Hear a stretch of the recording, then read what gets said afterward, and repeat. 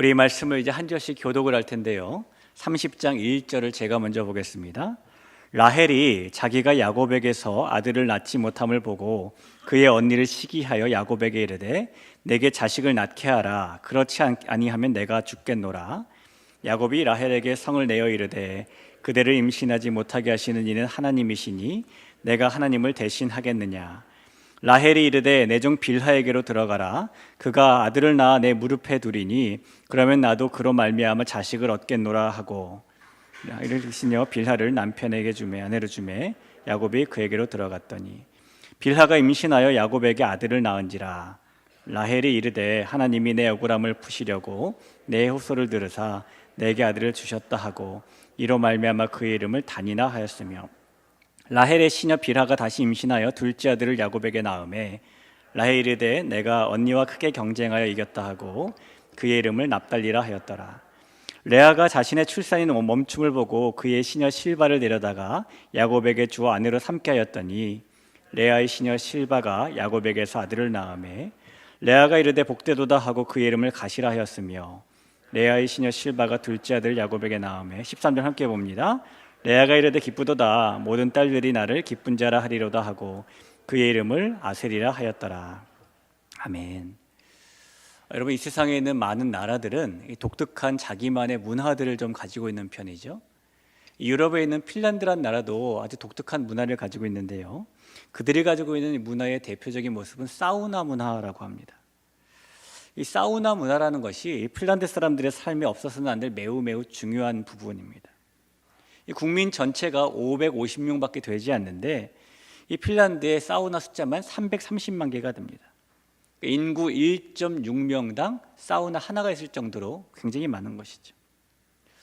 그리고 그렇게 사우나 문화가 발달한 핀란드에서는요, 매년 세계 사우나 챔피언 대회가 열립니다.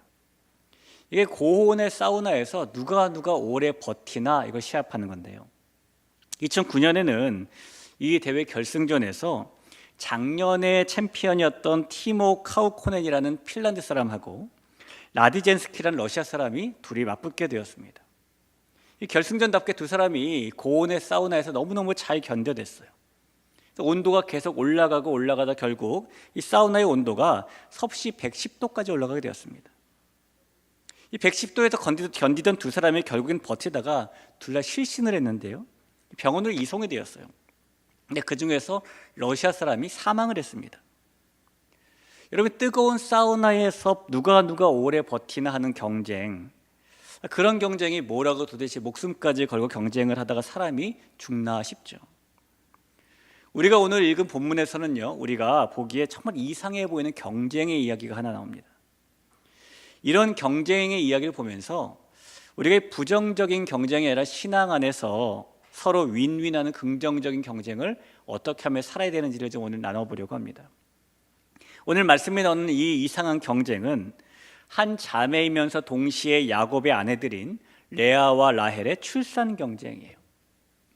레아와 라헬 중 동생인 라헬은 야곱에게 매우 사랑을 받는 여인이었습니다. 창세기 29장 20절에 보니까 야곱이 라헬을 위하여 7년 동안 라반을 섬겼으나 그를 사랑하는 까닭에 7년을 며칠같이 여겼더라라고 말하죠. 여러분, 사람은 내가 즐겁고 좋아하는 일을 하면은 어머 벌써 시간이 이렇게 됐네? 언제 시간이 이렇게 빨리 지나갔나? 라고 시간이 빠르게 느낌을 느끼죠. 지나감을 느낍니다. 반대로 사람은 내가 즐겁지 않고 좋아하지 않는 일을 할 때에 왜 이렇게 시간이 더디 가나? 라고 느끼게 됩니다. 이거는 번외의 이야기인데, 우리가 이렇게 한 일주일에 몇 번씩 예배를 드리면서 예배 시간이 벌써 지나갔네? 왜 이렇게 안 가지? 이런 걸 보면 우리가 예배자로서 어떤 태도를 가지고 있는지 좀 엿볼 수 있게 되죠. 자, 이 야곱은 라헬을 사랑하는 까닭에 7년을 며칠같이 여겼습니다. 여러분, 7년을 며칠같이 여겼다라는 이 말만 보고도 우리는 야곱이 라헬을 얼마나 사랑했는지를 짐작할 수 있지요. 이 라헬의 언니이자 야곱의 또 다른 아내인 레아는 동생 라헬에 비해서 상대적으로 남편 야곱의 사랑을 덜 받는 아내였어요. 이 자매가 한 남자의 아내들이다라는 사실이 지금 우리가 보는 이 결혼 문화에서는 상상이 안 되는 그런 문화이지만, 그래도 우리가 조금 상상을 해보자면은 그리고 그런 상황 속에서 이 레아의 마음은 도대체 어떤 마음이었을까요?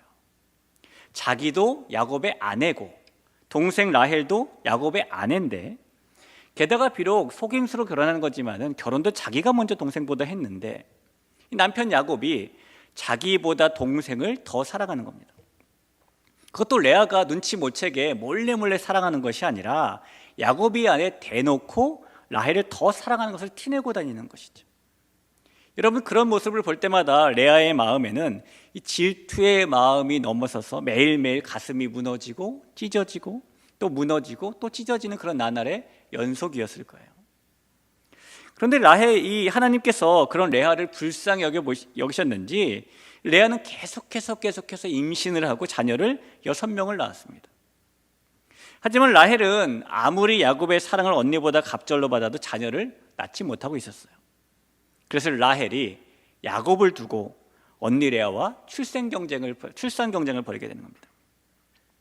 통계청 발표에 의하면은 지난 한 해 동안에 우리나라에서 태어난 신생아의 수가 약 26만 명입니다. 이 숫자를 아이를 낳을 수 있는 나이대의 여성 인구 숫자로 나눈 것을 출산율이라고 하는데요, 이 출산율이 0.81이에요. 우리가 흔히 말하는 것처럼 OECD에는 38개의 국가가 소속되어 있는데 그중에 이스라엘이 출산율이 2.9로 가장 출산율이 높은 나라입니다. 반면에 우리나라는 38개 회원국 중에서 38번째로 출산율이 높은 나라예요. 유일하게 출산율 수치가 1 미만인 나라이기도 합니다. 자, 그런 사회에서 살고 있는 우리에게는 출산 경쟁이라는 것이 너무너무 낯설게 느껴지는 이야기죠. 그러나 라헬과 레아는 그런 출산의 경쟁을 벌이게 됩니다. 1절을 한번 볼까요? 라헬이 자기가 야곱에게서 아들을 낳지 못함을 보고 그의 언니를 시기하여 야곱에게 이르되 내게 자식을 낳게 하라. 그렇지 아니하면 내가 죽겠노라. 이 라헬은 야곱에게 자기가 아들을 낳게 해달라고 조르고 또 졸랐어요. 여러분, 아들을 낳게 하는 능력이 야곱에게 있는 것이 아니라는 사실을 라헬이 모르는 바가 아니었지만 라헬은 단순히 야곱에게 조른 것이 아니라 야곱이 아주 못 살 정도로 들들 볶았던 것 같아요. 얼마나 야곱을 볶아댔는지 7년을 며칠같이 여겼던 그 야곱도 사랑하는 이 라헬에게 성질을 낼 정도였습니다. 2절을 한번 보시죠. 야곱이 라헬에게 성을 내어 이르되 그대를 임신하지 못하게 하시는 하나님이시니 내가 하나님을 대신하겠느냐라고 말하죠. 이 성을 냈다라는 이 말이 뭐냐면 마음에 확 불이 났다는 그런 뜻이에요. 그러니까 말 그대로 성질이 올라왔다는 얘기입니다. 하지만 아무리 남편에게 화를 내도 라헬은 아들을 낳을 수가 없었어요. 그래서 남편을 들들 볶던 라헬은 자신 대신에 시녀인 빌하를 통해서 아들을 낳아야 되겠다라고 생각을 하고 자기 시녀인 빌하를 남편에게 보냅니다.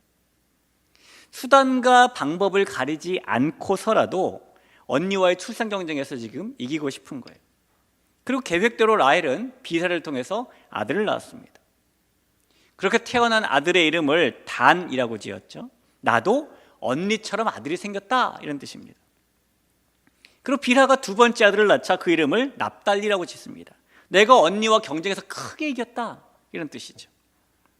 지금 라헬의 마음에는 아들을 원하기보다는 언니를 이기고 싶다라는 마음이 있는 거예요. 자, 그러자 이번에 출산이 멈추게 된 레아도 라헬이 시작한 출산 경쟁에 또 뛰어들게 됩니다. 레아도 라헬처럼 자기 시녀인 실바를 남편에게 보냈고 실바를 통해 아들들을 얻게 된 것이죠.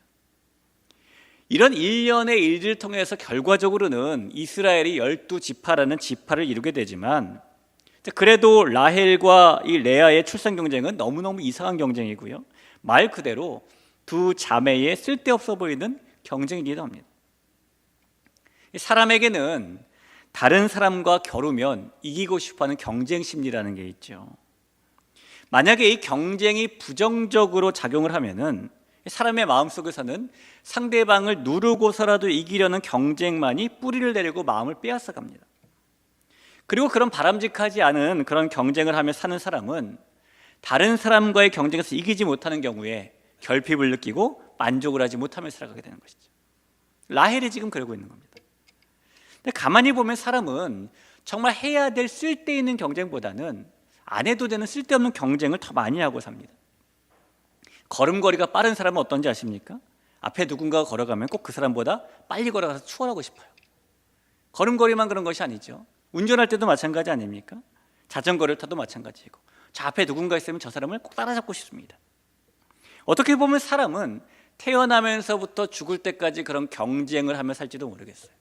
어렸을 때는 얼마 터울이 나지 않는 동생이 생기면 엄마 아빠가 보지 않는 곳에서 동생을 꼬집기도 하고요, 밀치기도 하고요. 그러니까 엄마 아빠의 사랑을 두고 경쟁을 하죠. 제가 이 결혼 신혼 초반에 그 집에 조카들이 이제 누님과 같이 살게 됐어요. 그때 첫 번째 조카가 제 기억에 4살인가 5살 정도 됐었고, 두 번째 조카가 이제 막 걸음마 시작할 때였습니다. 근데 저하고 아내하고 거실에 소파에 딱 앉아 있는데, 이 아이들의 엄마는 그 자리에 없고 이제 아이들하고 저희 부부만 이렇게 앉아 있는 거죠. 저희 부부는 그 아이들의 엄마 아빠가 아니잖아요. 이 첫째가 삼촌하고 외숙모가 있음에도 불구하고 그 둘째 아장아장한 애를 뒤에서 아무 역시 확 밀어버리더라고요. 그때 알았어요. 아, 사람은 못됐다, 사람은 악하다, 아무런 동기 없이 그러는구나. 생각해보면 그 동기가 이제 동생에게 엄마의 사랑이 많이 갔기 때문 아니겠습니까? 사람은 그런 경쟁을 합니다. 이제 배움과 학습의 길에 들어서는 다른 아이들보다 내가 더 똑똑해야 되고 더 칭찬받아야 된다는 경쟁을 하죠. 배움이 마칠 때쯤 되면은요, 취업을 하기 위해서 더 심한 경쟁을 하게 되고, 또 사랑을 하고 결혼하기 위해서 열띤 경쟁을 하기도 합니다. 그래서 결혼을 하고 자녀를 낳으면 이번에는 경쟁의 대상이 달라져요. 내가 경쟁하는 것이 아니라 내 자녀가 다른 자녀들보다 더 뛰어나기를 바라는 경쟁에 뛰어듭니다. 그러니까 사람은 평생을 그렇게 경쟁을 하며 살아요. 여러분, 사람은 왜 그렇게 경쟁을 하면서 평생을 사는 것일까요? 이런 특별히 파괴적인 경쟁은 이 마음에 있는 시기심에서 비롯되기 때문입니다. 오늘 1절 앞부분에 보니까 이렇게 써 있어요. 라헬이 자기가 야곱에게서 아들을 낳지 못함을 보고 그의 언니를 뭐 했다고요? 시기했다라고 말합니다. 시기심이라는 게 이런 거잖아요. 다른 사람이 잘 되는 것을 샘내하고 또 미워하는 마음입니다. 이 경쟁의 마음은 결국 미움에서 시작한다는 것이죠. 이 마음속에 있는 사람의 미움의 감정 때문에 사람은 태어나면서 죽을 때까지 끊임없이 경쟁을 하며 사는 것입니다. 이런 시기심으로 인한 미움으로 인한 경쟁은요, 세상에서만 일어나는 게 아닙니다. 믿음의 공동체 안에서도 일어나요. 우리가 한 공동체 안에 있는 성도들이지만은 때로는 이런 마음도 생기게 되는 거죠. 내가 교회에 온 지 훨씬 더 오래됐는데 저 사람이 나보다도 주목을 받네, 이런 마음이라든가. 내가 딴 사람은 몰라도 저 사람보다 먼저가 집사가 돼야 되는데, 이런 생각이 들기도 하고요. 내가 저 사람보다는 더 신실하다는 소리를 듣고 싶은데 라는 마음이 들기도 하고, 그럴 때마다 우리는 묘한 경쟁의 마음에 움찔움찔하게 되는 겁니다. 성도인 우리가 이 믿음의 공동체 안에서도 누군가를 깎아내리고서라도 내가 올라서고 싶은 그런 경쟁심에 빠지는 것은 우리의 마음 가운데 미움이 있기 때문인 겁니다. 그 미움이 시기심으로 발전하고 그 시기심이 쓸데없는 파괴적인 경쟁으로 나타나게 되는 것이죠. 여러분, 이 미움이 동기가 되는 경쟁의 마음, 그것은 결코 선한 일도 아니고 선하게 끝날 일도 아닙니다. 저나 여러분이나 공동체 안에서 혹시라도 서로를 파괴하는 미움이 발단이 된 경쟁을 피하고 살 수 있었으면 좋겠어요. 그래서 그렇게 경쟁에는 부정적인 측면이 있는 것이 사실이지만 그렇다고 모든 경쟁이 다 나쁜 것도 아닙니다. 이 경쟁의 긍정적인 측면도 있죠. 착한 경쟁이라는 게 소위 있는 겁니다. 이 착한 경쟁을 하면은 이 경쟁을 통해서 서로 개개인이 더 발전하게 되고요, 사회도 더 발전하게 돼요. 예를 들면 여러분 그 학교 다니실 때 100m 달리기 이런 거 체육 시간에 해보셨죠? 사람은요, 혼자 100m 몇 초에 뛰었나 기록을 재는 것보다 두 사람이 같이 뛰어서 재는 게 훨씬 더 빠릅니다. 육상 경기를 하다 보면은 옆에 있는 사람과 경쟁하면서 서로 기록이 빨라지는 윈윈이 일어나는 것이죠. 이게 대표적인 긍정적인 경쟁의 면일 겁니다. 사랑하는 성도 여러분, 우리가 신앙 안에서 해야 되는 경쟁은 앞서 말씀드린 미움이 바탕에 된 경쟁이 아니고 서로가 함께 발전하는 선한 경쟁이에요. 이런 거죠. 저 사람은 참 대단해. 저 사람이 신실한 것처럼 나도 좀 신실해야지. 저 사람이 저렇게 하나님을 사랑하는 것처럼 나도 하나님을 뜨겁게 사랑해야지. 하나님이 주시는 저 은혜 나도 받아야지. 저 사람은 찬양할 때 정말 기뻐 보여. 나도 저렇게 찬양해야지. 나도 열심히 봉사해야지. 우리가 하는 경쟁은 그 사람의 신앙도 발전하고 나의 신앙도 발전하는 그런 착한 경쟁인 것입니다. 그리고 파괴적인 경쟁의 원인이 미움의 마음이었다면 우리가 서로 함께 발전하는 경쟁의 원인은 사랑이겠죠. 한 공동체 안에서 다른 사람을 칭찬하고 존중하고 대단하게 여기고 사랑하고 마음으로부터 우러러보는 그런 태도가 우리에겐 필요한 겁니다. 우리가 서로를 그런 태도로 대하면 내 심령도 하나님 안에서 더 부흥되고 다른 지체도 하나님 안에서 더 부흥되고 서로의 신앙이 윈윈 할 수 있게 되는 겁니다. 여기 있는 우리 모두가 서로를 높이 올려줄 수 있는 그런 경쟁을 했으면 좋겠어요. 이 야곱의 가정에서 자녀들이 출생하는 과정은 거룩한 믿음의 가정과는 거리가 멀어 보입니다. 야곱의 두 아내 레아와 라헬은 경쟁과 다툼 속에서 자녀들을 낳았기 때문입니다. 그리고 그녀들은 이 경쟁을 위해서 수단과 방법을 가리지 않았어요. 여러분, 오늘 우리는 무엇을 위해서 누구와 경쟁을 하고 살아가고 있을까요? 하나님을 믿지만 그 경쟁을 위해서 여전히 인간적인 방법을 동원하고 살고 있지는 않는지, 우리 마음에 생긴 미움 때문에 시기심이 생기고 그로 인한 소득 없는 경쟁을 하며 살아가는 것은 아닌지, 쓸데없는 경쟁을 하면서 우리에게 주어진 삶을 소비하며 살기보다는 하나님께만 절대적인 기준에 맞춰서 삶을 내어드리는 모습을 보면 하나님께서는 비교하고 우리를 판단하시는 분이 아니시기 때문에, 하나님은 우리 한 사람 한 사람을 절대적인 기준으로 보시기 때문에 하나님 앞에서 우리는 최고의 인생이 될 수 있습니다. 존중의 마음으로, 사랑의 마음으로 서로가 서로를 세워주는 선한 경쟁의 주인공이 되어서 너, 나, 우리 할 것 없이 하나님 앞에서 견실하게 세워져 나갈 수 있는 우리 모두가 되길 주님 이름으로 축원합니다. 우리 같이 한번 찬양할까요? 우리 찬양팀도 같이 나와주시고요. 내 눈 주의 영광을 보내 같이 한번 찬양하겠습니다.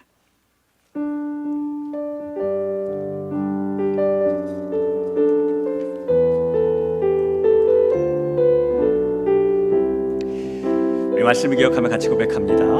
내 눈 주의 영광을 보내. 내 눈 주의 영광을 보내. 우리 가운데 계신 주님, 그 빛난 영광 온 하늘 덮고 그 찬송 온 땅 가득해.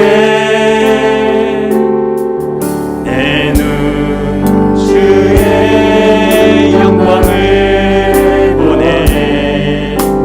찬송 가운데 서신 주님, 주님의 얼굴은 온 세상 향하네. 권능의 팔을 드셨네. 주의 영광 이곳에 가득해. 우린 선의 주님과 함께 찬양하며 우리는 전진하리. 손은 열망 주고 주의 영광 이곳에 가득해. 주의 영광 이곳에 가득해. 우린 선의 주님과 함께 찬양하며 우리는 전진하리. 모든 열방 다시 한번 고백합니다. 주의 영광 이곳에, 주의 영광 이곳에 가득해. 우린 선의 주님과 함께 찬양하며 우리는 전진하리. 모든 열방 죽을 때까지. 같이 한번 기도할까요? 여러분, 믿음의 길은 누군가를 누르고 내가 먼저 올라가는 길이 아니고 믿음의 길은 손잡고 함께 걸어가는 그런 길입니다. 하나님은 누군가의 믿음이 좀 도태됐다고 내 믿음을 더 높게 봐주시지 않아요. 하나님은 우리가 함께 서로 이 선한 착한 경쟁을 통해서 모두 다 신실한 사람이 되고, 모두가 하나님께 사랑받는 자가 되고, 모두가 하나님께 칭찬받는 자가 되기를 원하십니다. 그래서 우리는 나만을 위해서 기도하고 나만을 위해서 신앙생활하는 것이 아니라 옆에 있는 지체들을 위해서도 기도하고 옆에 있는 지체들을 위해서도 신앙생활을 해야 되는 것이죠. 이 시간에 한번 기도하면, 하나님, 우리 모두가 하나님 앞에서 그런 귀한 자 될 수 있도록 도와주옵소서. 그래서 우리가 찬양을 고백한 것처럼 주님의 영광이 가득한 것, 나 한 사람 때문이 아니라 우리가 모였기 때문에 가득한 그런 세상을 보게 해달라고 같이 한번 기도하면 좋겠습니다. 우리 시간 주님 이름을 한번 찾고 기도합니다. 주님 찾습니다. 주여.